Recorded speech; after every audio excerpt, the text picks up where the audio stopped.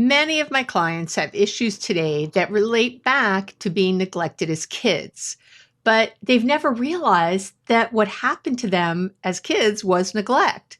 They say things like, I had a roof over my head and food, or, hey, my mom was there when I got home from school, or they'll even tell me they had a happy childhood. Growing up with neglectful parents isn't always easy to identify.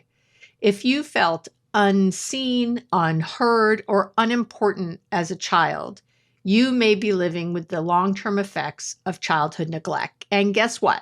There's a huge body of research that backs up how neglect in childhood affects your adult relationships and your mental health today. So right now, we're going to break down what neglectful parenting looks like, how you may be carrying the scars into your adult relationships, how to deal currently with your neglectful parents, and most importantly, how you can start healing. So stay tuned.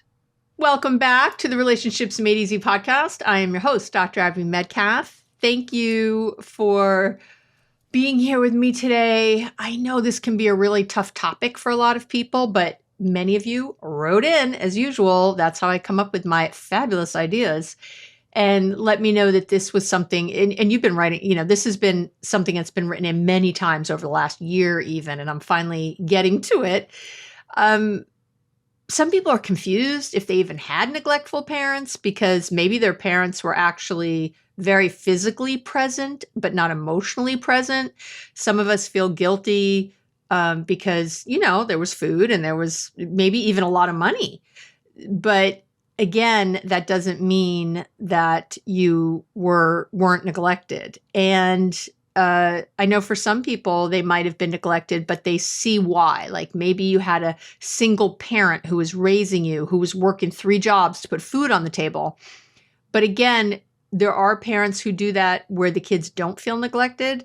And there are parents who do that where the kids do feel neglected. So, it's all about you. So let's get into it. What does neglectful parenting even look like? And let me say first, if you know me at all, you know that this is not an episode about blaming your parents for how you feel today as an adult.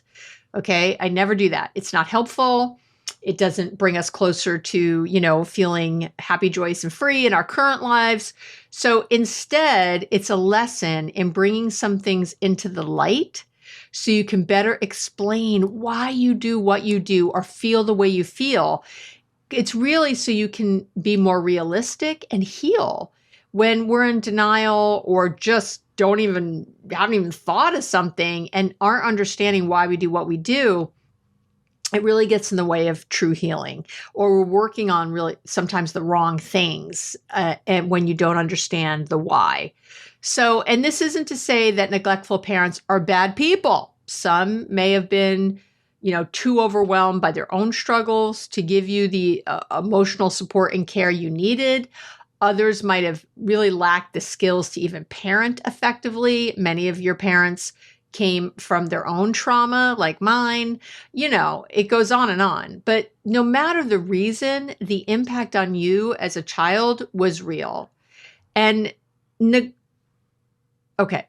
just want to say that it was real.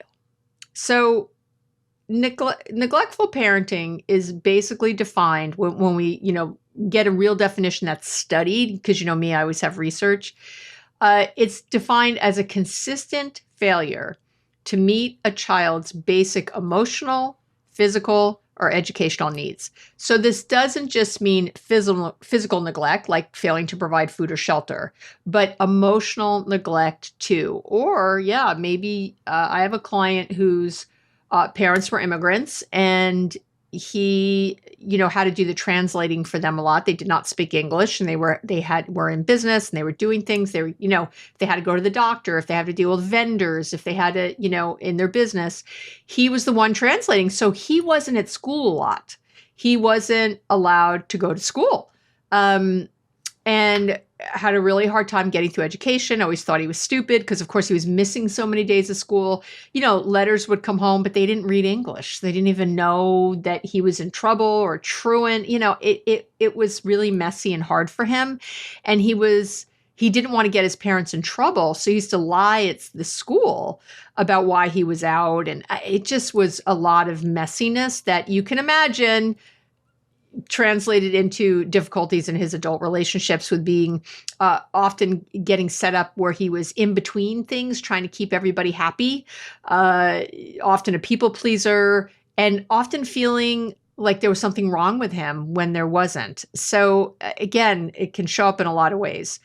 Maybe your parents didn't comfort you when you were scared, or they didn't notice when you were upset, or they simply, I have clients where their parents just didn't show any interest in their lives whatsoever.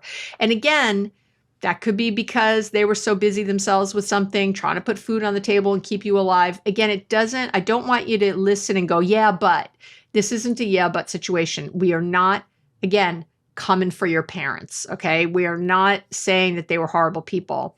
And they might have been. That happens too with neglect.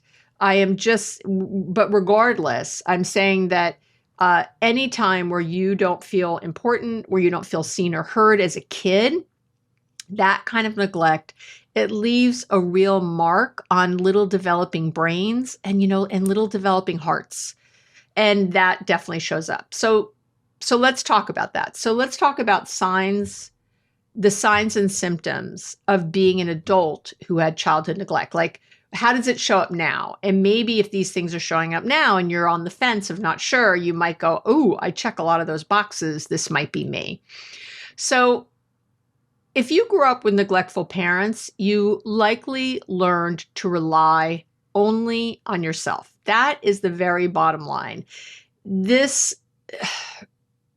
problem is that this would lead you to feeling isolated or disconnected from other people as a kid. And then, you grow into an adult who feels the same, where you feel isolated, you feel different, you feel outside of, again, you'll even in your relationships themselves, you could be married or have kids or whatever, you often maybe end up feeling like you're on the outside. You might feel like you don't really need other people or just some other level of disconnection. And that might show up at work. You might be very well liked. A lot of times kids from these kind of environments are very well liked because they've learned how to, when you're neglected at home, you learn how to get your needs met in other ways. And so you might be very people pleasing. You might be very charismatic. You might be a fixer. You might be somebody who just works really hard so you can get some kind of recognition. Any of those things can show up in a really quote unquote like positive way. So you might excel at work. You might even be have people who really want to date you or be with you. But it's like a double-edged sword. So because some of the signs I see the most often from this are definitely the number one thing I see is a real difficulty trusting others because you learned early that people won't be there for you. So I can't really trust other people. At the end of the day, I'm not saying you think you're paranoid and think everyone's out to get you. I'm saying that, and you might even think you trust, but deep down you kind of don't. You're hedging your bets. You're waiting just in case. Another thing I see a lot of is just a low self-worth. If you grow up feeling unimportant, if your parents, the most important people in your life, don't seem to really care much about what happens to you or don't really listen well to you, you probably still carry that belief today that you are somehow unimportant. So that leads to feelings of low self-esteem or low self-worth. There's almost always a true fear of intimacy. And when I say intimacy, I'm not talking about sex. I'm talking about emotional closeness. Getting close emotionally to others likely feels threatening to you on some level because deep down, you fear that this person will neglect you just like your parents did. And of course, this is mostly unconscious. These aren't things you're thinking consciously. Maybe if you've had some therapy, you notice, but otherwise, this is stuff that goes under the radar a lot. Another thing I see is, and I kind of alluded to it a minute ago, is sort of this over functioning or people pleasing or fixing. You might work really hard to take care of everyone around you. Of course, why? Hoping to earn the love or the validation you didn't receive growing up. And so that might be another sign you have, right? Of that you had some sort of neglect in your kidhood. So all of this culminates, as we're kids, you have to remember that kid brain doesn't this is what happens a lot. I work with people in therapy, and as an adult, they go, oh yeah, I see my mom. I even knew that as a kid. My mom was working 3 jobs trying to support the family. Yeah, I cooked for my siblings and I did that. But, she really loved us. She told us she loved us. I know I saw how hard she was working, but yeah, she was physically almost never there. And, that was hard. And so to them, they weren't neglected because there was a good reason. The problem is when you're 5 or 7 or 8 or 3 or 2 or whatever, or 10 or 12, your frontal lobes aren't connected. You're not thinking right now. You're an adult looking back and you have all this rationality. You have all these ways that you can justify and rationalize and think it through and be, very, very rational. But kids aren't that way. Their brains, your frontal lobes are not connected. You don't have the hard wiring to do that. So remembering back on something, it's very different than what you were feeling as a kid. What you were wishing for as a child is very different. And so that's another reason I think that childhood neglect gets dismissed, because you're using your adult brain to think about it. And as an adult, you can go, oh yeah, that makes sense. And I understand why. Or even you knew wow, my parents came from really crappy backgrounds. Both my parents were in an orphanage. I have another client with this, both his parents were in an orphanage, and then found each other later. And yeah, there was a lot of dysfunction, as you might imagine. And so there's this so I get why they were like that. So it doesn't count, but it does count. I guess that's what I'm trying to say here in my little way. It does count, because that childhood neglect will affect your adult relationships in a variety of ways. Adult relationships, they require vulnerability. They require trust, open communication, and you need vulnerability and trust to have that communication. So for someone who experienced neglect, these things can be really difficult. You might find yourself in relationships where you're either emotionally unavailable, or the other thing is overly needy, and you might swing between the two. You're very needy some days, and then you're emotionally unavailable others, and you're distant.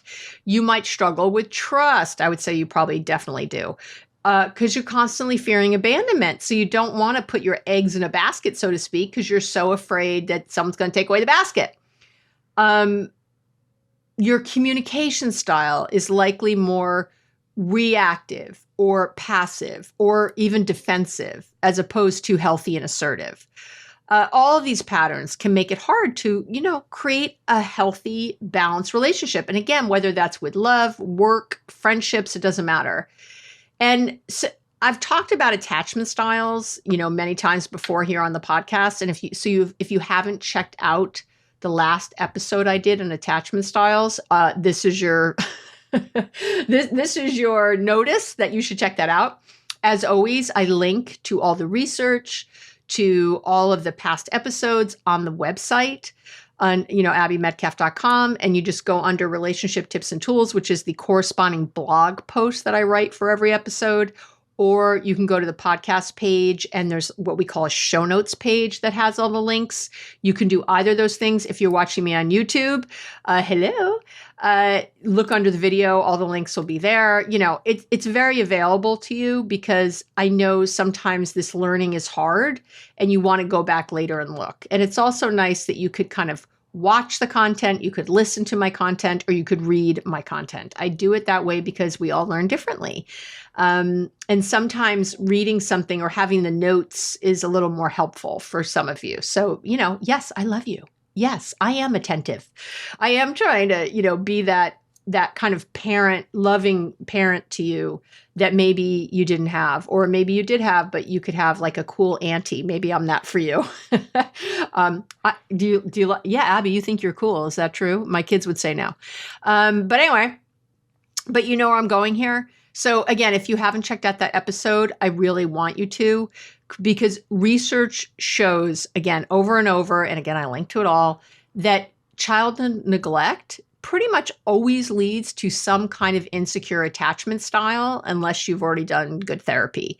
So, and the insecure attachment styles, there's either avoidant, there's a few, but we'll say avoidant or anxious. So you either end up with that anxious, needy, whatever style with people because of this childhood neglect, or you end up very quite avoidant, like yours truly here.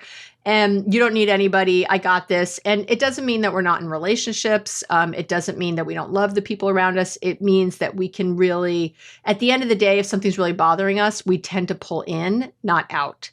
With anxious attachment style, when something's bothering those people, they tend to go out, not in. Does that make sense? That's one of the big differences, I would say. So, but adults with either insecure attachment style really struggle to trust others or feel safe in their relationships. Okay, that's really what's at the end of the day. So if you've looked at attachment styles before and you weren't sure which way you were, you should look again, because you should be able to identify. Again, there's lots of stuff out there in the world about it, but definitely look at mine.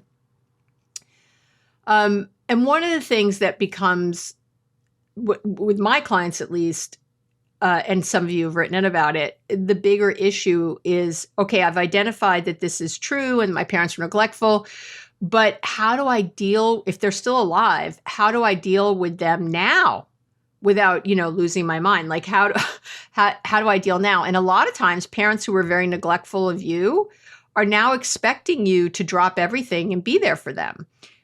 Because they had poor boundaries. They don't really understand how relationships work, which is the whole reason they were neglectful to begin with. They suck at this. They didn't get therapy. They didn't get help. And now they're expecting you to be right there. Or you just feel like, even if the expectation isn't there, you feel like you're supposed to be, even though they were crappy parents, in some level. And so it's really, so what do? They're still alive and you're dealing with decades probably of built up anger or resentment or frustration. And what I'll tell you is the bottom line is you can't change them, but you can change how you deal with them. And that's, if you take nothing else and you never listen to me again, take that. I'm going to give you a few things I'd like you to do, but and then we'll get to the keys for healing. But if your parents are alive, there's a few things you can do to manage this if you want to still have a relationship with them. And, I did an episode on how to, the healthy ways to cut people off. There's some people that feel like they want to cut their parents off who are neglectful to them as kids and who are still neglectful as adults, yet demanding maybe, or, as their adult parents, but probably demanding. And I am not saying you can't cut people off. I am saying I don't want that to be a first resort.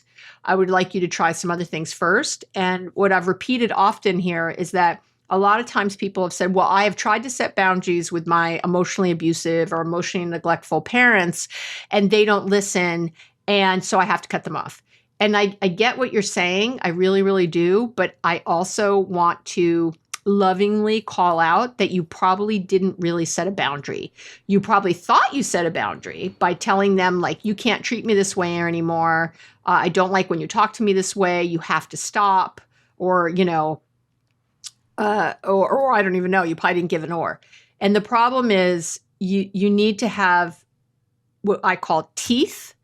You need to have a response you're going to have if they trample your boundary, if they come over your boundary, if they talk to you a certain way, or whatever you said you wouldn't tolerate anymore. And I hope that the first reaction isn't, or I'll never speak to you again. Like, I'd like there to be something else, or I'm going to hang up the phone, or I'm going to block your number for a while and we'll try again at a later date. Or I hope you try a few things before you go to the cutoff. That's all I'm saying. Because the cutoffs, what I find is that people are often like, if you can let me give you this. If you can cut your parents off and still feel loving towards them, like compassion, like, listen, I had to cut them off. They had their own injuries and hurts. They were doing the best with the tools they have, but they just can't meet me where I am today. And it's too painful to be in relationship with them. But I wish them well. They're my parents. They did the best with the tools they had. I just can't be in their lives. If you have that kind of energy around it, then I would say you probably have set healthy boundaries that were trampled and you just couldn't do it anymore. But if you're full of resentment or, hate or still anger, rage, frustration with them, and you're not talking to them, then I would tell you that you missed a step. Okay? I'm just going to say it. You missed a step. So there you go. You can diagnose yourself with that. All right.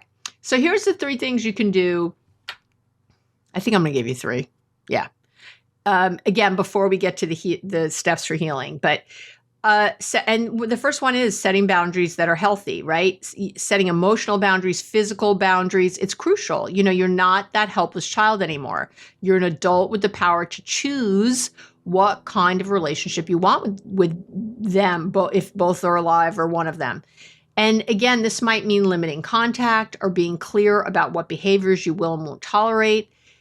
And, the research is so clear that healthy boundaries are the key to your emotional well-being. End of. All right. I have a ton of free information about boundaries. You can buy my Boundaries Made Easy book. I have the workbook coming out in December. I'm really excited about that. You could try the workbook, to get better at boundaries, as long as there's tons of free information. If you don't want to spend a penny, that's okay. But you need to really understand boundaries just for your life.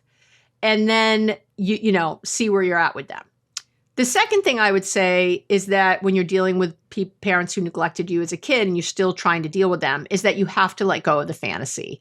A lot of my clients are, it's like their parents are this well that they keep going back to for water. There's no water. There's no water there. There might be something else in that well. There might be like Sprite. And when you're really trying to quench your thirst and you drink you really just need water, that's, I think, what happens. Your parents might have something to give you, but it's not really what you want or need. You got to let go of the fantasy. I think many people who had neglectful parents growing up or who still are, they hold on to this hope that one day their parents will change and finally be the loving, supportive figures they've always longed for, right? Letting go of this fantasy really can be painful. I had to do it too. I had to let go of this mother. I would see other mothers and daughters and I'd think, oh my gosh, I would kill for that relationship.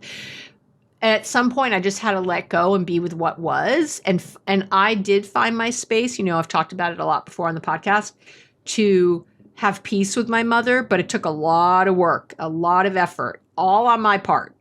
She didn't go therapy about it. I did. She wasn't constantly trying to think of ways to be in the relationship. I was, but it's because I wanted to have that relationship. I just did. I didn't want to cut her off, but I had to do a lot of boundaries and a lot of limiting our time together and a lot of limiting what I spoke to her about and all kinds of things. But I will tell you that letting go of that fantasy was definitely painful for me, but it was also liberating. It really was. It allowed me, and it will allow you to see your parents for who they are, not who you want them to be. And that eases so much of that frustration and anger. I can't even tell you. And then the third thing I will tell you is that forgiving doesn't mean forgetting. Okay. You gotta find a space to forgive. Forgiving your parent or parents doesn't mean you excuse their behavior or pretend that everything is fine. It doesn't mean that you condone what they did. It doesn't mean that you're suddenly really nice to them and have no boundaries with them. It doesn't mean any of that. It means releasing the hold their actions have on your emotions. I'm going to repeat that. When you forgive, you release this hold that they have on you. They don't deserve this hold they have on you. They don't deserve to take up this much of your headspace and so much of your mental health. And when you can unhook those kinds of emotions and them being a trigger, the peace you will find, the relief, the freedom, unbelievable. I know because I've experienced it myself. I know because I've literally had thousands of clients at this point experience it, and I can see the look on their face and they can tell me about it. And the research has shown repeatedly, I'll link to it, that forgiveness, it really leads to more emotional stability, to better mental health, to more life satisfaction. I mean, the list goes on. You're going to be happier and more at peace when you learn to forgive. I do have a forgiveness masterclass that you can purchase if you're really into it. I do have, and I'll link to it, lots of free episodes on forgiveness. And I will tell you, in the workbook that's coming out on the Boundaries Made Easy, I included a chapter on forgiveness, which I did not have in the original book, because in the original Boundaries Made Easy book, there's the last section of the book I took completely out for the workbook because it didn't kind of go. But I added 2 other chapters into the workbook to 2 totally different new learnings for you to help with the boundaries. Because I was trying to add, like what else can you do? So, and you can buy the workbook on its own and you'll be fine, and you can buy the book on its own and you'll be fine. And I made sure that was true too. I hate when things, you have to read the book to be able to do the workbook. That I hate that. I did not, that you can buy them. I'm sure we'll have like a little deal for the bundle, but you don't have to. And if you already own the book, I think the workbook you'll find really helpful and additive. But if you didn't get the book and you just want to get the workbook, you will get a ton. I promise, because that's how, me, I always give you a ton, right? I'm always looking to give more than I promised. And so, and hopefully you always feel that. Everything I put out, every free thing you listen to, my goal is that you would have paid money for it. That's what's in my head. Whether you're signed up for my weekly love letter, which is free, and I don't sell anything from that. It's just meant to inspire you. Whether you listen here, read the blog, whatever, watch me on social media. In my head, I feel like I don't want to put out anything that you wouldn't pay money for, because your time is valuable. My time is valuable. I want to put out things that I'm really proud of, that I feel like really help people. So I'm just saying that. So you never have to worry when you buy something from me that it's going to feel like, I don't know, like I'm only giving you half of something, or I'm always over giving. Like I always want to over deliver. All right. So let's get to it. These are the 3 steps to help you heal from childhood neglect. Look, I gave you like steps just to deal with your parents, and now I'm giving you more, okay? Because your parents might be gone, or you might have already cut them off, or you might not deal with them in any way. So, and you can start these today, really, to help you heal from these long-term effects of childhood neglect, okay? And you already know what step 1 is, because I say it all the time. And it's so funny. I had someone who wrote into me a while ago because it's practicing mindfulness and recognizing your patterns, because the only way to recognize your patterns is to practice mindfulness. And I had someone who wrote into me, gosh, probably a year ago. And she said, Ab, I feel like you're always just saying mindfulness is the answer to everything, and it seems like you should give more. And I will tell you, I always give more than just mindfulness. So let's be real. But I don't even know if I replied to that. I wasn't sure what to say. It's like, you're not getting it. If that's what you're saying to me, you're not getting my bigger picture. And obviously you're not really reading everything, because I always give more than mindfulness. But I did get an email, and I remember because she had an interesting name. So that's the only reason I remember, because I get tons of emails. About probably, I don't even know how long after that first one, maybe 6 months, 8 months, a year after the first one, she wrote to me apologizing. She said, oh my gosh, I get the reason you repeat this. I've actually finally started to really put this into practice, and it has absolutely 100% changed my life. I feel happier. I feel more at ease. I'm less socially anxious. She went on and on, praising me, loving. I got so much love from this wonderful woman, and I did respond to that email. And she said, I'm sorry, I didn't get it. I was just, I was defensive. I was angry. I was in my own state that I wanted more from you than you were giving. But you were giving exactly what I needed, and I just didn't want to do it. I wanted a different answer. So I would say that to you. If I keep saying mindfulness and you're like, shut up, Abby, you keep saying that, guess what? Then you might not be really doing it. Otherwise, every time you'd be like, yes, remind me, I got to be mindful. Yes, thank you. You can't change what you don't recognize. I will say that again. You can't change what you don't recognize. So if you're not mindful, you won't recognize it. Okay. Remember, self-awareness, mindfulness, two different things. Meditation and mindfulness, two different things. Okay. If you've been listening, then you really know what mindfulness is. And if you don't, of course, I link to everything. And as always, friggin' download the Mindfulness Starter Kit already. What are you waiting for? It's free. You have to start paying attention to how you react in relationships in the moment, or at the very least, as close to the moment as possible. So with mindfulness doesn't guarantee that you'll be, talking to your partner and go like, ooh, I'm feeling a little defensive. I can't believe it. But although that's the goal, that you would notice what you're doing in a moment, which would allow you to act, not react. It would allow you to go, oh, I don't have to be angry at this. I don't have to freak out. This is me I'm getting triggered. Let me take a step back. Let me go wash my face or walk out of the room, or let me tell the person I'm getting triggered, and let me draw closer. Let me do something different. Okay. That's what mindfulness allows you to do. And so when you're paying attention to how you react in the relationships, you start asking yourself a lot more questions, and you'll start to think, wow, do I pull away when things get too close? When I'm nervous, do I get really needy? Do I give to others at the expense of myself? I mean, there are a ton of questions to non-judgmentally ask yourself, because that's what mindfulness is. It's non-judgmental. As you work on upping your self-awareness and your mindfulness, your moment-to-moment awareness of your thoughts and those subsequent feelings. Remember, you feel the way you think. So if you're in a moment and you're noticing your thoughts, guess what? You can change how you feel in that moment, which will then change your actions and reactions. Okay? It's as simple as that. It's simple, but not easy. I don't mean to be flip. Okay. Step 2 is to heal is to start really practicing some self-compassion, because healing from neglect means learning to give yourself the love and care you didn't receive as a kid. Don't look outside for alcohol to fill that love, for food to fill that love, for your partner to fill that love, or whatever. Don't look outside. You have to do it yourself. So you have to be kind to yourself.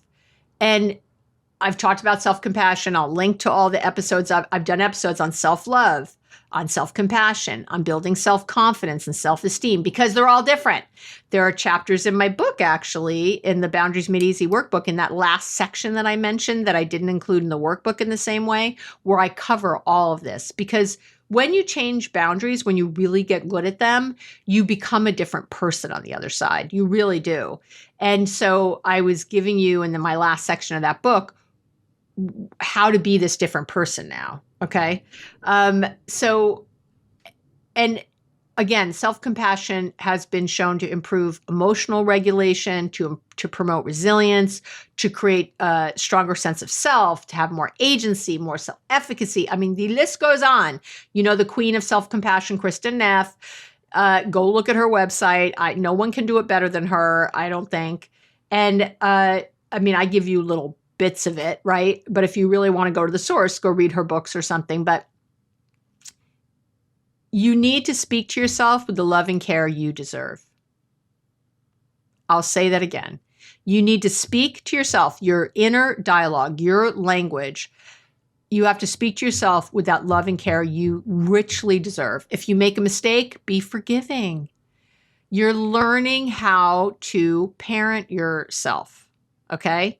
So, and again, I have a loving kindness meditation on YouTube, which you can I'll link to it, but that would be a wonderful thing to listen to if you want to work on your self-compassion. There's a bunch of things you can do. Go listen to the episode I have on it, all the things. Go read a Kristen Neff book. There's lots of ways to work on that. And step 3 is I would tell you that you need to commit to working on this weekly. Healing old wounds like this, as well as changing thinking and behaviors that have likely been around for decades, isn't going to happen from listening to wonderful me for just an hour, or watching a reel or an IG about, or a post about the topic. Okay. It's going to come from a concerted effort and commitment. You might try to see a therapist for a while to work on the specific issues, right? Issue. There's a lot of modalities. We know that cognitive behavioral therapy, or CBT, or attachment-based therapy can really help you untangle all these emotional knots that were caused by your childhood neglect. If you haven't explored therapy, I think now is the time, if this is all ringing true for you. It's an investment in your well-being. It's an investment in your relationships. If you can't afford therapy, or you can't access therapy, which is why I started this podcast, or if you think it's all BS for some reason, you might I want you then to make a different commitment to spend, let's say, an hour a week journaling, reading, or practicing the action tips, I've outlined here. But you've got to make a concerted effort. I can't tell you how many, I do post on the different social media. I've gotten better at it lately. If you don't follow me, please give a follow any of those places. I actually just started doing TikToks like more regularly, where I'm really just like 5 days a week, I'm on TikTok giving little tips. I just thought this is another way to reach another generation who I think really need good information. But anyway, and then we repost those things other places. I say we, it's not me, but my team. But following me and listening to something like that, that's great. Wonderful, but that can't be your thing. And I'll tell you what I see a lot. Someone will listen literally to a 1-minute thing I do, and then they'll ask some long question below it. Yeah, but this doesn't work for me because of this, this, and this. What should I do? And I'm like, are you kidding me? You should not be listening to a 1-minute, 30-second soundbite, or even a 5-minute one. And that's not enough. You should go then to the whole podcast episode I did. And are you doing all the tips? Are you taking the action that I said to do there? Are you reading a book about this and taking action from that? Are you, again, if you're not doing therapy, you have to make more of a concerted effort. You can't just like dip your toe in here and there. You have to make a commitment to yourself to heal. You have to make a commitment to yourself that you will, just like if you were signing up to do a marathon, I don't think you would get to the day of the big race having not done anything all year, or having jogged, a couple miles once a month. If you're going to be ready to really do that and to really succeed, you would have done a lot of training up to that point. And for some reason, again, with mental health, people think it's fine to just have a soundbite here or there or whatever else. It's not. Again, I say this all the time, I compare it to our physical health. If you had cancer, I don't think you would listen to a 5-minute video about cancer and go, all right, let's go. You would be like, talk to me, tell me everything. What do I need to know? You'd be investigating and reading and absorbing and trying different things and getting second opinions and all that. Don't ignore your mental health. Okay. It's just as important. And we do have evidence-based tools that work. And that's what I give you on this show. That is the whole reason I started the podcast. These are things we already know work. With a preponderance of people, with so many people, you should start with things like that. Not with the Real Housewife of wherever who's giving you life advice, who doesn't know crap. She knows what works for her. She maybe has such great idea. I hate when they don't stay in their lane. It makes me crazy because they're not on there usually giving medical advice, unless you're Gwyneth Paltrow on Goop, which I also don't get. But no hate to Gwyneth, but are you kidding me? Like, if you don't have a medical degree or many, and I go to a chiropractor and I go to a homeopath and I do all that. So don't get me wrong, but I go to people who've been trained in that specific thing. I do acupuncture, massage, like I use a lot of alternative treatments, which I just did an episode on recently, but I go to people who really know what they're doing and have been trained well in that thing. And I think we've gotten too far from that with a lot of stuff. And so it makes me a little nervous is all I'm saying. So at the very least, if you hear something, go make sure that it's backed up with that's why I always link to the research for you. It's why I always give you other things to look at because you should go look for yourself if you want. I hope by now you trust me, like I am looking at the research and I am, but that's why I keep putting it up. I always have new listeners. So feel free, go look. I have tons of it. you should know that, yes, this is evidence-based, which means it works for a lot of people, which means that I should at least start here with what I try, because and I can see what works and what doesn't, because that's the other thing we can tell you. Oh, if you've had childhood trauma, this particular trying meditation right away is probably not a good idea. I will let you know that because I know the research. But, if you're just listening to someone who's saying like, oh yeah, meditation's great for everybody, it's perfect. They don't know your background. They don't know what might trigger you. And it's not great for everybody. It can be after time, but, maybe not right away. So again, get the real thing. And I'm just going to wrap up by saying this, growing up with neglectful parents may have shaped your past, but it doesn't have to define your future. Ooh, I like how I just said that. How did I can't repeat that because I don't remember what I said, but I liked it. When you recognize the signs, when you set boundaries, when you focus on healing, you can absolutely break free from these unhealthy negative patterns that really have held you back. You deserve healthy, loving relationships. And it all starts with, what do I always say? With the relationship you have with yourself. I know you have this. I believe in you. It's why I sit here week after week doing this, because I know it's helping. I get your beautiful emails. Thank you. And if you haven't left a review for the podcast yet, please do if this is helpful to you. Like and subscribe on YouTube. Follow me somewhere, please, please. Really, really helps other people find us as we try to spread this message far and wide. But I know you have this. Follow these steps. Give yourself the love and care you needed back then and that you still deserve now. Okay? Please. I'm going to cry. Sorry. I'm begging you. You really deserve this. And I'm sorry you didn't get it then. And I'm here now as a loving, guiding post, I hope, for you. And because we all need that. So you can be a loving, guiding light for someone else, maybe your kids or your friends or at work or somewhere else. And mostly for yourself. So please, please, please. We want to move past these hurts and what happened. We want to understand them and recognize them and not dismiss them anymore, and then find our resilience and our strength and build that so that we can build a better life for ourselves now. Okay. All right. Mwah. I love you so much. Have a really wonderful week, and you and I are going to talk real soon.